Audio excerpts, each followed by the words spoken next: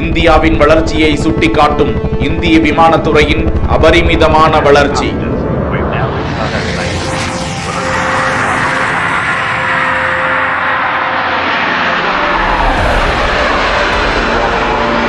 வளர்ந்து வரும் இந்திய மாணாக்கர்களின் விமானியாக வேண்டும் என்ற கனவு.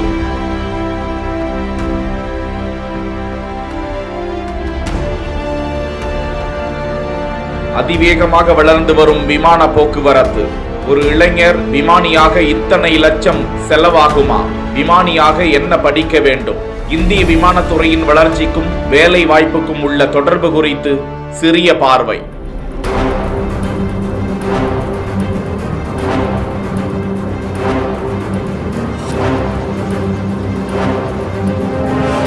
இந்தியாவில் விமானம் ஓட்டுவதற்கான பயிற்சிகள் 15 to 18 மாத கடினமாக இருக்கும். செலவுகள் 90 லட்சம் வரை மிகுந்ததாக இருந்தாலும் இங்குள்ள பலருக்கும் விமானம் ஓட்ட வேண்டும் என்பது கனவாக இருக்கிறது. அடுத்த 5 ஆண்டுகளில் இந்தியாவில் மட்டும் கிட்டத்தட்ட 5000 விமானிகள் தேவைப்படுவார்கள் என்று நிபுணர்கள் கருத்துக்களை பகிர்ந்திருக்கிறார்கள்.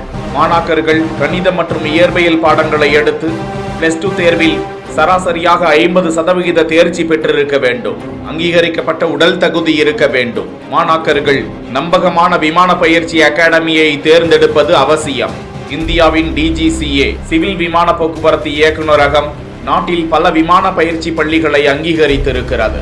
இப்படியாக CPL படிப்பை முடித்த பிறகு வணிக விமான நிறுவனங்களில் பதவிகளுக்கு விண்ணப்பிக்க வருங்காலத்தில் இந்தியாவில் வேலை வாய்ப்புகள் விரிவடைந்து இருக்கும் என்று கணிக்கப்படுகிறது. வருகிற 2046 ஆண்டுக்குள் இந்தியாவிற்கு 2200க்கும் மேற்பட்ட விமானங்கள் தேவைப்படுமா? 2018 ஆண்டில் 800 மில்லியன் அமெரிக்க டாலர்களாக இருந்த MRO துறை 2028 ஆண்டுக்குள் 2.4 பில்லியன் அமெரிக்க டாலர்களுக்கு மேல் வளர்ச்சி அடையும் என்று எதிர்பார்க்கப்படுகிறது. அமெரிக்கா, சீனாவுக்கு அடுத்து விமானத்துறை வளர்ச்சியில் இந்தியா முக்கியத்துவம் வாய்ந்ததாக பார்க்கப்படுகிறது. அதற்காக மத்திய அரசும் அதிக மானியங்களை வழங்கி வருகிறது. இந்திய விமான நிறுவனங்கள் ஜெர்மனி உட்பட நூற்றுக்கணக்கான நிறுவனங்களில் புதிய விமானங்களுக்கான ஆர்டர்களை கொடுத்து வருகிறார்கள். இந்தியாவில் பல புதிய விமான நிலையங்கள் கட்டப்பட்டு வருவதோடு ஆசியாவிலேயே மிகப்பெரிய விமான நிலையம் நொய்டாவில் அமைக்கப்பட்டு வருகிறது. இந்தியாவின் பொருளாதார வளர்ச்சியும் அது சம்பந்தமான உட்கட்டமைப்பு வளர்ச்சியும் அதிகரித்து வருவது மாணாக்கர்கள் அது குறித்த படிப்பை எடுத்து தாராளமாக படிக்கலாம் என்பதை தெளிவுபடுத்துகிறது.